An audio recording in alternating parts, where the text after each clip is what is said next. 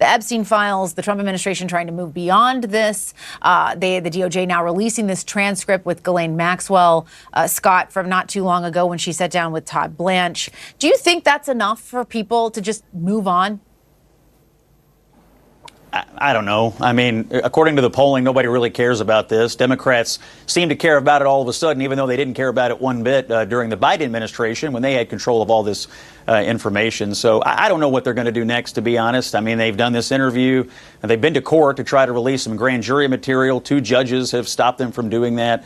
You know, I know some information was turned over to the House Oversight Committee and Congressman Comer last week. You know, my thinking is it would be better for the White House to deal with Comer on this and give him whatever they can, as opposed to wait, you know, for the Congress to come back and then get consumed with this when they should be consumed with actual things the American people care about. So I don't know where they're headed next, but we'll see. I suspect there could be more information exchange between the administration and the House Oversight Committee.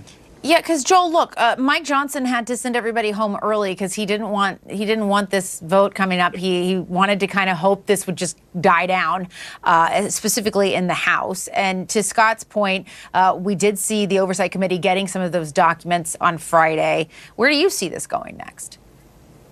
Yeah, Jessica, it's kind of interesting. Why does Donald Trump always find a way to align himself with not only the wealthy and the well-connected, but people who really you wouldn't want to defend in public? I mean, he's right now making it easier for Ghislaine Maxwell. He has lowered, through his Department of Justice, they have lowered the security of which she's being held in a federal prison system.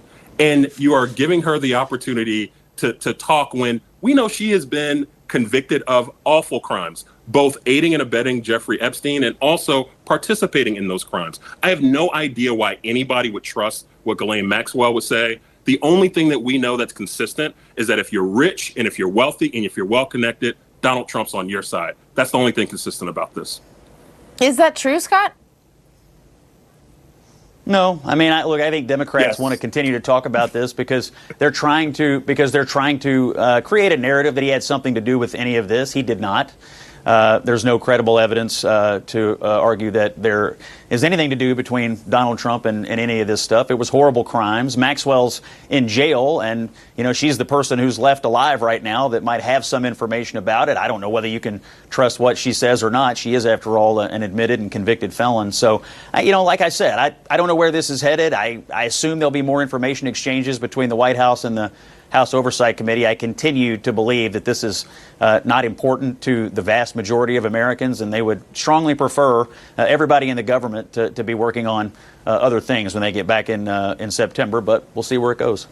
One last issue, Joel. We had Harry Enten on earlier in the show, and he was going through these historic rates of voter registration for the GOP in a number of key swing states and what that might mean, that the Republicans have had great success in registering voters in places like Pennsylvania and other swing states.